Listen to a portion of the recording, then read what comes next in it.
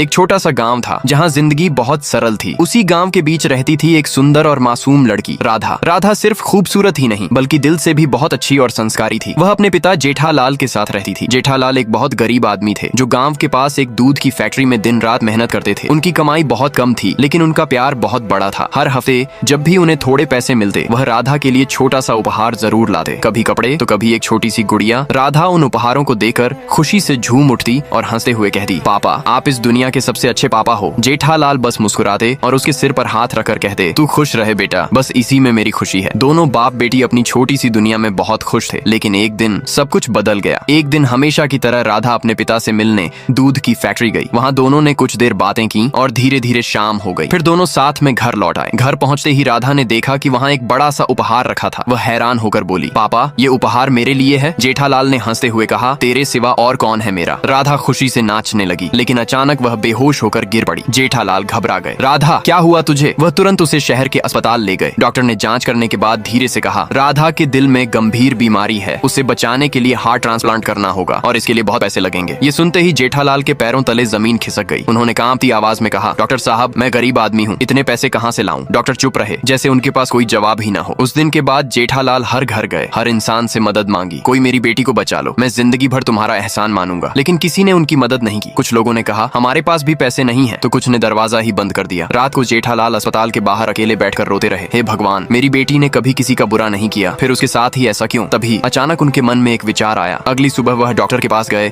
और धीरे से बोले, डॉक्टर साहब अगर मैं अपना दिल अपनी बेटी को दे दूं तो क्या मेरी बेटी बच जाएगी? डॉक्टर हैरान रह गए, हाँ वह बच जाएगी लेकिन तुम मर जाओगे। जेठालाल के चेहरे पर हल्की सी मुस्कान आई, मैं तो वैसे भी उसके बिना जिंदा नहीं रह पाऊंगा, लेकिन मेरी बेटी, उसने अभी ये दुनिया देखी ही कहाँ है। राधा बेहोश थी, उसे कुछ पता नहीं था। ऑपरेशन से पहले जेठालाल ने डॉक्टर से अपनी एक वीडियो रिकॉर्ड करवाई और कहा, राधा के होश में आते ही उसे यह दिखा देना। कुछ घंटों बाद ऑपरेशन खत्म हो गया। डॉक्टर बाहर आए और धीरे से बोले, राधा अब ठीक है। लेकिन जेठालाल हमेशा के लिए जा चुके थे। कुछ दिनों बाद राधा को होश आया। उसने अपने आसपास देखा और घबराकर बोली, पापा पापा आप कहाँ हो? तभी डॉक्टर वहाँ आए। उनकी आंखों में आंसू थे। उन्होंने कहा, बेटी तुम्हारे पापा ने तुम्हारे लिए कुछ छोड़ा है। फिर उन्होंने उसे वो वीडियो दिखाया। बेटी जब तुम उठोगी तो शायद मैं इस दुनिया में नहीं रहूंगा, लेकिन बेटा तुम रोना मत, मैं हमेशा तुम्हारे साथ रहूंगा, तुम्हारी हर धड़कन में, तुम्हारी हर सांस में, तुम्हारा प्यार पापा। जेठालाल। ये देखते ही राधा जोर जोर से रो पड़ी। उसने अपने सीने पर हाथ रखा और महसूस किया उसके दिल की हर धड़कन में उसके पापा अभी भी जिंदा थे। और उस दिन राधा ने समझा, दुनिया में अगर कोई सच में अपना होता है तो वह सिर्फ हमारे पापा होते हैं।